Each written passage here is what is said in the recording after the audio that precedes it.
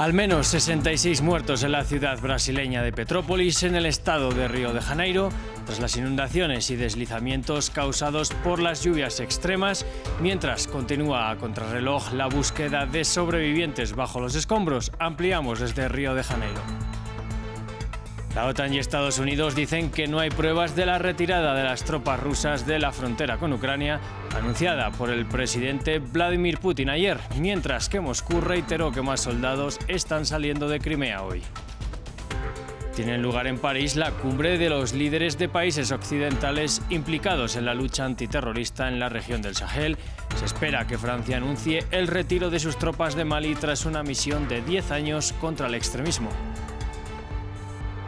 Bienvenidos a un informativo nuevo de France 24. Soy Rodrigo Sedano y es un gusto acompañarlos. Comenzamos esta emisión en Brasil, en donde las inundaciones y deslizamientos han dejado al menos 66 muertos y decenas de casas destruidas en la ciudad de Petrópolis, tras las lluvias extremas del martes. Mientras continúa la búsqueda conjunta entre civiles, servicios de emergencia y ejército de sobrevivientes. Hasta el momento, 21 personas fueron rescatadas vivas bajo los escombros. Nuestra corresponsal en Río de Janeiro, Valeria Sacone, nos ampliaba más temprano esta información. Los bomberos siguen trabajando a contrarreloj en Petrópolis para encontrar a supervivientes tras las fuertes lluvias de ayer que causaron al menos 189 deslizamientos. 21 personas han sido rescatadas con vida, pero hay muchas denuncias de desaparecidos. El centro de Petrópolis parece un escenario de guerra, hay mucha destrucción. Cabe explicar que es una localidad turística en la que muchos cariocas pasan el verano porque huyen del calor. Es una región serrana rodeada de montañas y este es precisamente el problema. Con las lluvias hay deslizamientos todos los años, solo que la lluvia de ayer ha sido especialmente fuerte. En 2 horas cayeron 260 milímetros de agua y peor, la previsión de hoy es de más lluvias, aunque moderadas. Por eso los equipos de protección civil están en alerta. Cabe destacar para terminar que no es la primera vez que en esta región se registra una tragedia medioambiental. En 2011 hubo fuertes deslizamientos de tierra en Teresópolis. En aquella ocasión murieron más de 900 personas. Un terremoto de magnitud 6,2 en la escala Richter sacudió Guatemala y deja ya al menos 2 muertos según las autoridades. Ambas víctimas habrían fallecido por ataques cardíacos como consecuencia del temblor. Las autoridades cuantifican también deslaves en carreteras, daños en casas y cortes de luz en varios puntos del país. El epicentro del sismo tuvo lugar a 16 kilómetros de Tiquisate, en la costa pacífica del país, a una profundidad de 96 kilómetros, y fue seguido de otras 3 réplicas de menor magnitud. Decenas de periodistas mexicanos salieron a las calles del país para protestar por el asesinato de 5 reporteros en menos de 2 meses. Una escalada de la violencia contra los informantes que no cesa. Las organizaciones periodísticas denuncian que más del 90% de estas muertes siguen sin resolverse y exigen al gobierno mexicano garantías y protección para ejercer el periodismo, en el que es, según Reporteros Sin Fronteras, el país más letal para la prensa. Marina Sardiña, con los detalles. Con el lema "Matando periodistas no se mata la verdad", decenas de personas se manifestaron frente a las instituciones en varias ciudades mexicanas ante la oleada de asesinatos de reporteros, 5 en lo que va de año. El más reciente, Eber López, quien fue baleado en su oficina en la ciudad de Oaxaca, en el suroeste del país. No somos enemigos del Estado y exigimos garantías para ejercer nuestra labor sin temer por nuestras vidas. También exigimos que los asesinatos de nuestros y nuestras compañeras no queden impunes y que su labor periodística sea considerada dentro de las líneas de investigación. Queremos justicia real. Basta de simulación en la investigación que supuestamente realizan las autoridades. Denunciar crímenes, informar sobre corrupción o narcotráfico puede costarle la vida a los periodistas locales mexicanos. Según Reporteros Sin Fronteras, México es el país más letal para ejercer el oficio periodístico, similar a reportar desde una zona de guerra. Las organizaciones como Artículo 19, que documentan estas matanzas, denuncian que el 40% de estas muertes recae en funcionarios públicos y piden protección y el esclarecimiento de estos casos, un pedido al que se unió la Unión Europea a través de un comunicado. Ante el alarmante número de agresiones contra periodistas en el país, urgimos a todas las autoridades competentes a hacer uso de todos los medios a su alcance para generar entornos favorables para que las personas periodistas de México puedan ejercer su profesión libremente y sin amenazas. El gobierno de López Obrador está siendo criticado desde las organizaciones, que denuncian que el mandatario no ha cumplido sus promesas de reducir la violencia y la impunidad en el país. En Canadá, la policía de Ottawa advirtió a los manifestantes antivacunas de la capital que habrá detenciones si no levantan sus protestas. Amparados en la ley de emergencias activada el lunes por el primer ministro Justin Trudeau, la policía declaró ilegal el bloqueo del centro de la ciudad con camiones y exigió que se levanten de inmediato las protestas. El 80% de los canadienses están completamente vacunados. No tengo miedo de ser arrestado. Si eso es lo que sus capitanes y el jefe de la policía quieren aportar a esta protesta pacífica, es violencia. Entonces eso es cosa suya. Estamos aquí pacíficamente y seguiremos así. Incluso si intentan detenernos, nos detendrán pacíficamente. Los aliados occidentales exigen a Rusia pruebas concretas de la desescalada, refutando las afirmaciones de Moscú de que ha empezado a retirar las tropas de su frontera con Ucrania. La OTAN, cuyos ministros de defensa se reúnen este miércoles y jueves en Bruselas, afirma que Rusia continúa con su despliegue militar. Esto se produce cuando el Ministerio de Defensa ruso ha publicado imágenes de vehículos blindados alejándose de Crimea. En estas imágenes publicadas por el Ministerio de Defensa ruso se muestran camiones militares cruzando el puente de Crimea, aparentemente abandonando la península del Mar Negro. Moscú dice que es parte del retorno de las fuerzas a sus bases permanentes, pero no es suficiente para convencer a los aliados occidentales. Hemos escuchado las señales de Moscú sobre la voluntad de continuar los esfuerzos diplomáticos, pero hasta ahora no hemos visto ninguna desescalada sobre el terreno. Por el contrario, parece que Rusia continúa con la concentración militar. A pesar de que Rusia ha anunciado la retirada de sus tropas de la frontera ucraniana, la OTAN dijo que seguía preparada para lo peor. El presidente ruso Vladimir Putin señaló que quería una vía diplomática para salir de la crisis, diciendo que Moscú no quiere una guerra con Europa.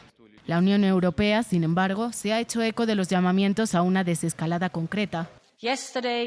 Ayer, Rusia envió ciertamente señales contradictorias. Por un lado, las autoridades anunciaron la retirada de las tropas rusas. Por otro lado, la Duma vota el reconocimiento formal de Donetsk y Lugansk como repúblicas independientes. El martes, la Duma, la Cámara Baja del Parlamento ruso, instó a Putin a reconocer la independencia de dos regiones separatistas respaldadas por Rusia en el este de Ucrania. La medida anularía en gran medida los protocolos de Minsk firmados por Moscú y Kiev en 2014 y 2015. Aunque los acuerdos nunca se aplicaron en su totalidad, garantizaban que las regiones seguirían formando parte de Ucrania. El canciller alemán Olaf Scholz dijo que sería un desastre político si el Kremlin firmara el reconocimiento. El presidente francés Emmanuel Macron recibe a líderes africanos para discutir cómo combatir a los extremistas en la región del Sahel. Se espera que Francia anuncie la retirada de tropas en Mali en un momento en que los lazos entre Francia y su antigua colonia son cada vez más hostiles luego de que Bamako expulsara al embajador francés el mes pasado. En su lucha contra el terrorismo en el Sahel, en enero de 2013, el entonces presidente de Francia, François Hollande, lanzó una operación cuyo único objetivo era detener el terrorismo en la región. En ese momento, la operación Serval desplegó las tropas francesas para impedir que los extremistas islamistas se apoderaran del norte de Mali. En pocos meses, las tropas fundamentalistas habían sido derrotadas. La operación Serval evolucionó entonces hacia la operación Barkhane y en 2014 se formó el G5 Sahel, reagrupando a los 5 principales actores de la región: Mauritania, Mali, Burkina Faso, Níger y Chad, pero con menos fuerzas francesas sobre el terreno y enfrentándose a una gran resistencia, el G5 tuvo problemas. En noviembre de 2015, Al-Qaeda del Magreb Islámico atacó el hotel Radisson Blu de Bamako, tomando 100 rehenes y matando a 20 personas antes de que las fuerzas especiales malienses pusieran fin al asedio. Unos meses más tarde, en enero de 2016, hombres armados asaltaron un restaurante y el hotel Splendid en Ouagadougou. En respuesta a la creciente inestabilidad en la región, el presidente Emmanuel Macron y los miembros del G5 lanzaron el FCG5S, una fuerza fronteriza conjunta para atacar a los terroristas en cualquier país del Sahel. Pero los ataques continuaron y la estabilidad ha sido difícil de mantener. En 2020 y 2021, Mali se vio sacudida por 2 golpes militares. Las protestas que acusan al ejército francés de atacar a civiles en bombardeos aéreos han deteriorado mucho la situación en los últimos meses. Tensiones que culminaron con la expulsión del embajador francés en enero. Bamako también ordenó la retirada de las fuerzas especiales danesas del país. Noruega es el último socio europeo que ha abandonado sus planes de enviar tropas a Mali, atribuyendo la decisión a la falta de garantías para la seguridad de sus soldados. En Mogadiscio, la capital de Somalia, 2 ataques perpetrados por el grupo yihadista Al-Shabaab dejaron al menos 8 fallecidos y 16 heridos. El primer ataque del grupo yihadista vinculado a Al-Qaeda tuvo lugar en una comisaría de policía en el distrito de Kada. Según las autoridades, 2 de las víctimas mortales serían niños. Amnistía Internacional denunció en un nuevo reporte las atrocidades cometidas en la región del Tigré, en Etiopía, en medio de los enfrentamientos entre las fuerzas de seguridad y los rebeldes que buscan el control de la zona. La organización responsabilizó a las fuerzas de seguridad de Amara por una oleada de detenciones masivas, homicidios y expulsiones forzadas de personas de la etnia en el territorio de Tigré Occidental, que intentaban escapar de la violencia. La nueva embestida de abusos de las fuerzas de Amhara contra los civiles que quedan en varias localidades del oeste de Tigré deberían hacer sonar las alarmas. Sin una acción internacional urgente para evitar más atrocidades, los tigrayanos, en particular los detenidos, corren un grave riesgo. Hong Kong, que había logrado contener el COVID-19 durante casi 2 años, registra un pico de contagios que tiene desbordados los hospitales, que han llegado al 100% de su capacidad. Este miércoles las autoridades hongkonesas confirmaron un récord de 4.285 nuevas infecciones, una cifra más de 40 veces superior a las registradas a inicios de febrero. La polución es más mortal que el COVID-19. Eso resume un informe publicado por la ONU en el que alerta sobre los problemas en la salud que causan productos químicos como insecticidas, plásticos y residuos electrónicos. El problema de la contaminación también puede afectar al aumento de gases de efecto invernadero. Una acción inmediata y ambiciosa para prohibir productos químicos tóxicos. Esto pide la ONU en un informe medioambiental donde advierte que las muertes por la polución son mayores a las producidas por la pandemia. La contaminación está matando a más personas cada año que las que la pandemia de COVID-19 ha matado en el transcurso de los últimos 2 años y, sin embargo, no recibe ni de lejos la atención del público o de los responsables políticos. La contaminación por plaguicidas, plásticos y residuos electrónicos causa más de 9 millones de muertes al año. El documento insta a que se limpien los lugares contaminados y sean reubicadas, en casos extremos, las comunidades afectadas pobres, indígenas o marginadas que viven en las llamadas zonas de sacrificio. Este término, utilizado originalmente para describir las zonas de pruebas nucleares, se amplió en el informe para incluir cualquier sitio muy contaminado o inhabitable por el cambio climático. Estas zonas de sacrificio se encuentran no solo en los países pobres, sino que se encuentran en los países ricos. Mientras, la Administración Nacional Oceánica y Atmosférica de Estados Unidos, NOAA, lanza otra advertencia. El nivel del mar podría subir en este país de 25 a 30 centímetros en promedio para 2050. Una de las afirmaciones más profundas de este informe es que se espera que Estados Unidos experimente en 30 años un aumento del nivel del mar tan grande como el que vimos durante todo el siglo pasado.